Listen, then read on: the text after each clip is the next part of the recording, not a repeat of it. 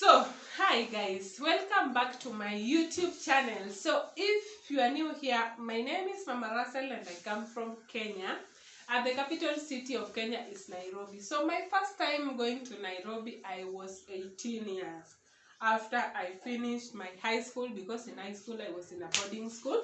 So, after high school, I went to Nairobi so that I can start life, experience life, look for a college, those kind of things. So when you have not been in Nairobi, the first thing that struck me with Nairobi is people were so many. There were tall buildings, there were a lot of buildings, and people are many and they move very fast in Nairobi. I think Nairobi is the town where movement is so swift.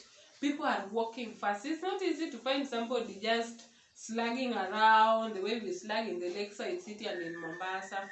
So people walk very fast. That is what struck me. So I stayed in Nairobi for 2 weeks and I was now bored. In Nairobi also people are aggressive. People are at least looking for something to do. It's not easy to find somebody just idling around. So I started looking for a job, walking around, asking for jobs, and jobs was not coming, okay? So I took a newspaper. A newspaper, they always advertise for jobs, and most of the jobs advertised in newspapers, they want people who are professionals, maybe people who have diploma, degrees, certificates. I took a newspaper, and in the back of the newspaper, after the professional advertisement, there is that place called classifieds, where they put those two tiny, very little advertisement with contacts. And then there was this one. They need somebody who to work for them in a hotel, and they gave a phone number to call, and also pay. They put 10,000 per week. And by then I'm still green in Nairobi, okay? And I said, oh, why are people complaining there are no jobs and there are jobs in the classified section of the newspaper? Oh, these people are joking. Let me try to call this number. And I was like, oh, if I can get this 10,000 shillings per week, that means in 1 month I'll be getting 40,000. Hey, then I may not even need to go to college. So I called this number, and the person who answered the phone number was a lady, and she was very friendly. She asked, where are you based? I said, down home. And would you mind working to town and be paid 10,000 per week in a hotel? I said yes. Are you willing to start immediately? I said yes. Do you have a Form 4 certificate? I said yes. And she said yes, very good, you qualify. So tomorrow just come with your ID. And we agree so that you start working on Wednesday. That was on a Tuesday. Hey, see, tomorrow I put on my official clothes. I'm going for... In fact, they didn't even tell me interview. They just told me I qualify. I just go with my ID so that I start working the following day. So I went. Then we agree with this lady. And what made me... In fact, by then my mind was not thinking, but something made me suspicious, because I thought this hotel is based in town. But when I called her the following day, she told me to go to, what is the name of that place? Near Gikomba, Kamukunji. She told me to go to Kamukunji. So I went. I didn't even tell the people I was staying with that I'm going to town to look for a job. I went. I've never told you this story. Even to date, they don't know. I went to Kamukunji. Then when I went to Kamukunji, she told me to wait for her at a certain place there. And I went there and waited for her. Then she arrived at around 10:30. A very small, neatly dressed lady that cannot make you suspicious.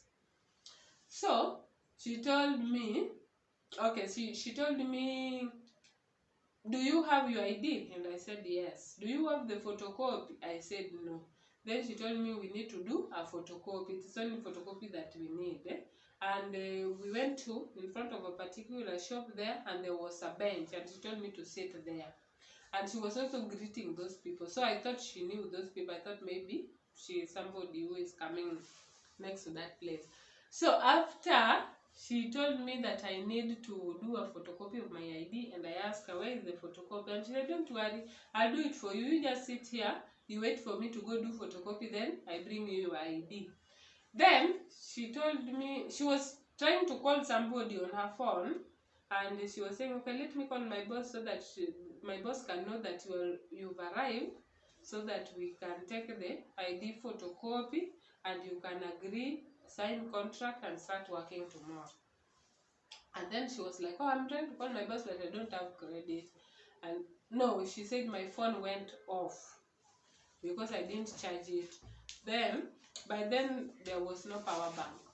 So I told her, no, I just kept quiet. This story happened many years ago. I just kept quiet. Then she told me, would you mind helping with my phone so that I can call my boss to tell her that we are already here, and so that we may know if you're going to be called next. And because I wanted the job, and I was like, okay, if she calls the boss with my phone, at least I'll also have the number of the boss.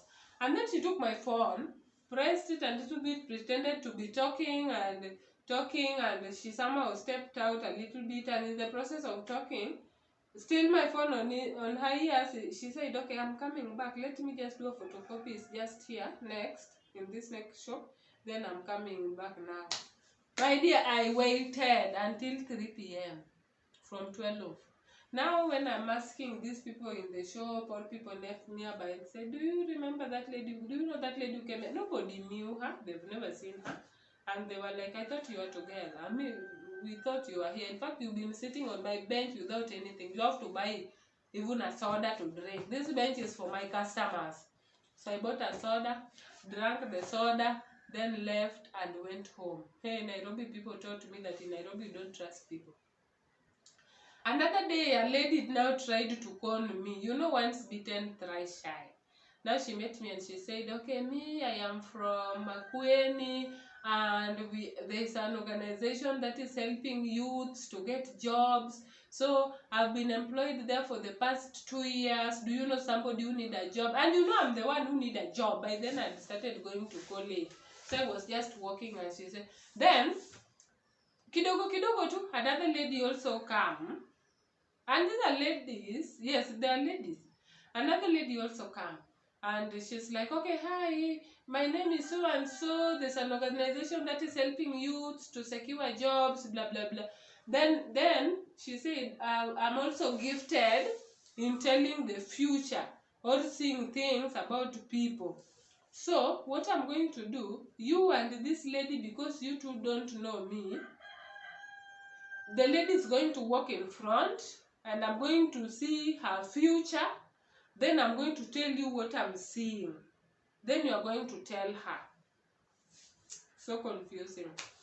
So this lady walked and she said, for me to tell your future, you cannot carry a bag because the bag is like you are carrying the things of this world. So you need to be free of the world. And she gave me the lady gave her a bag to carry, and now the lady was just walking, and then she told me that God is, I don't know, is it the spirit or God? I don't even remember.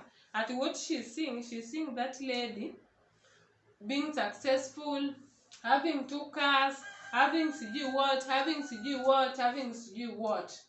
Then when this lady comes, then the lady also say, okay, when she was seeing my future, I was also seeing it. And the lady said, I saw my future with 2 cars, having been successful, blah, blah, blah, blah. Then I was like, who do these people think they're kidding? I'm now in Nairobi and stop joking with me. Then they tell me it is now your turn, give us your bag. We carry for you, you walk free so that we can tell your future. Surely. What kind of conning is that? Even if you are so stupid, can you give some? So my bag is behind there and I'm walking in front and everything is in my bag including my phone. I told them, I told them I don't want to see my future. I'll just wait and go to that future. I don't want to see it now because if it is scary, I will not want to go. So thank you, no, but thank you. Hey, immediately I told this lady started hurling insults. Yani, she verbally abused me like nobody's business. So that is my Nairobi experience. Thank you for watching. Don't forget to subscribe and bye.